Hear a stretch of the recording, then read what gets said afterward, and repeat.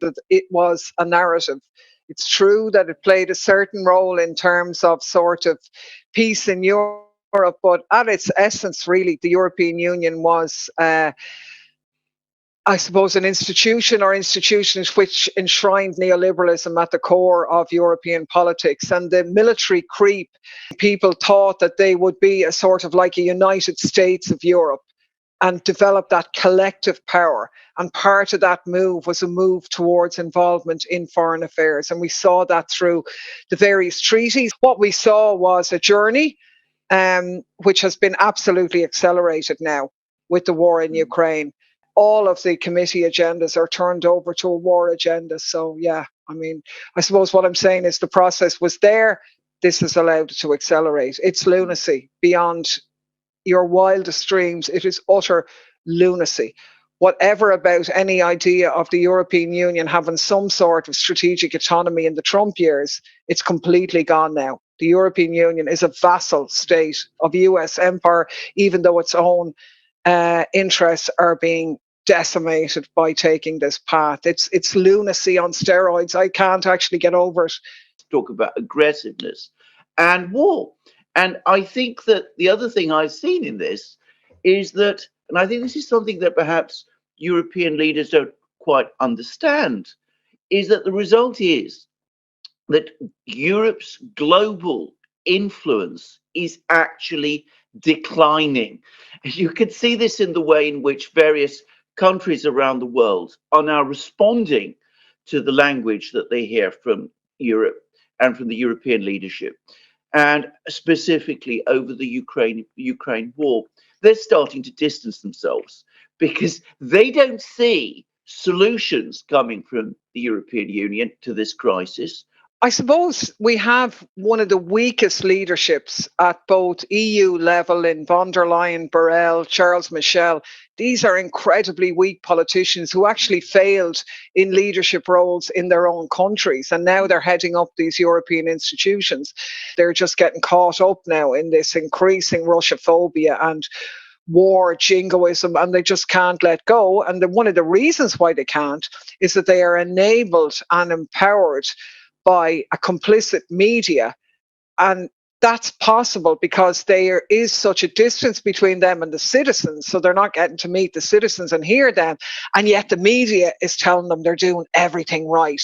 And politicians love that. The original motion on the war, there were 13 of us who voted against that, and we were viciously targeted at that time. But even at that time, I remember an MEP from Bulgaria coming up to me, and that would be from the Social Democrat group, the second biggest group in the parliament, saying, look, I agree with everything that you've done, and I wished I could have voted like that, but I couldn't. We would just be killed in the media, and we're not allowed to do that. Then you have the absolute, the German Greens are like the biggest warmongers in the place. They'd be absolutely bad. The Polish across the board don't seem to want the war to stop, can't get enough of it. The Baltic states are absolutely, and it seems to me that they're the ones setting the agenda. They are the ones setting the shots. And, it's this disgusting narrative that we're in a battle of authoritarianism against democracy. But some of the measures being brought in the member states are utterly frightening in terms of rewriting history and the whole role of World War II. When you object to sending more weapons or advocate for negotiations, it's always the same knee-jerk reaction. It's not countering your argument. It's always, well, now you're carrying water for Putin. Obviously, the slogan goes, truth is the first casualty of war. And that is true. If you even take the Iraq war, and there was loads of disinformation, and there was loads of jingoism at that time, weapons of mass destruction and all that.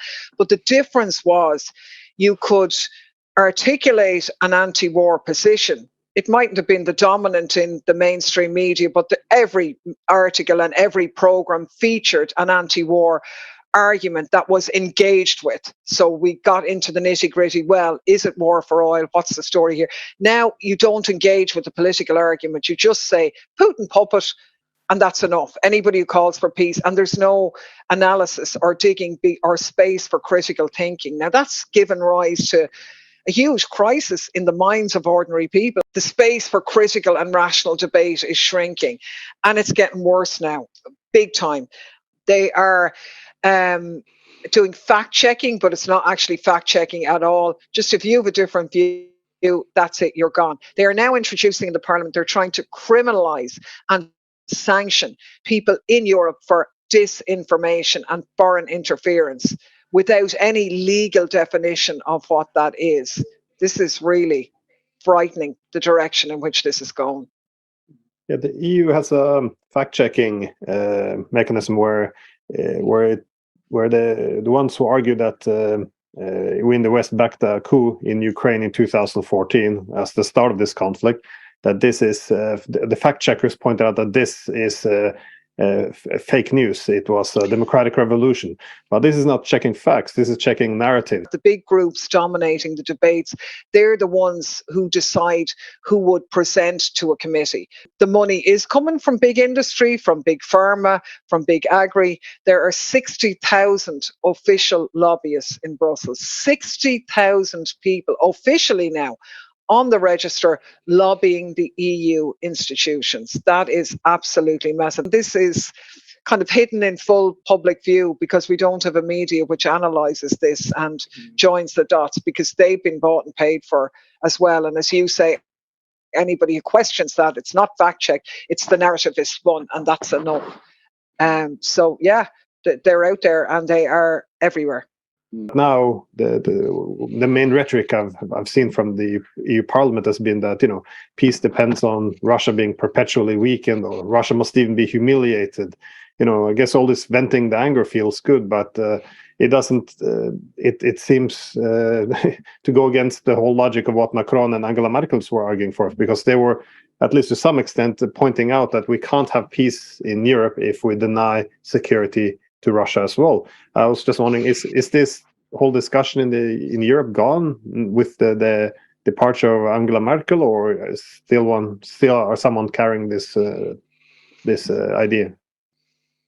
I think it's definitely it's bleak, like it's mental, because that is the only way to secure peace in Europe, is to include everybody, including Russia, in that. But they're doing everything they can to accelerate the tensions and to cause the divisions and shrink the space for where diplomacy might come into being. It's very troubling. I think the biggest problem is that the institutions have been captured by the lobbyists now, and big business and big finance. We saw there are questions around big pharma in terms of how they handled the Pfizer contracts and so on, which involved even Ursula von der Leyen. We've big agri dictating the policy now in terms of the environment, and obviously the military-industrial complex with more money than everybody. They are filtering in everywhere. The rest of the world is looking on. And you see the other side of the war, which again is that we've opened up a whole new balance of power in world relations. It's only really Europe that's hanging to the US's coattails in its death agony, because it is the decline of US empire that we're witnessing here. And while the rest of the world have enough cop on to know and try and develop other alliances, Europe is saying, no, these are our like-minded partners now. We don't mind that they charge us 4 times the amount for LNG than they pay their own citizens. We don't mind now if they protect their own industry at our expense. We don't mind if they spy on our leaders' data, because they are our like-minded partners. But it's those Russians and Chinese, they're the bad guys. That's actually enough for a lot. But yeah, the rest of the world can't believe it. We've gone to the US, to Georgia, to Pakistan, to Iraq. And in every one of those countries, people have spotted us and said they follow our work and agree with what we're saying. That has to give us all hope for the future, that it is the ordinary people who are grappling for a way to find out, and maybe through alternative discussions like this and through social media, people can begin to find a way of negotiating out of this madness. But it's not going to be easy, and I don't think it's going to be quick, but we have no choice but to try.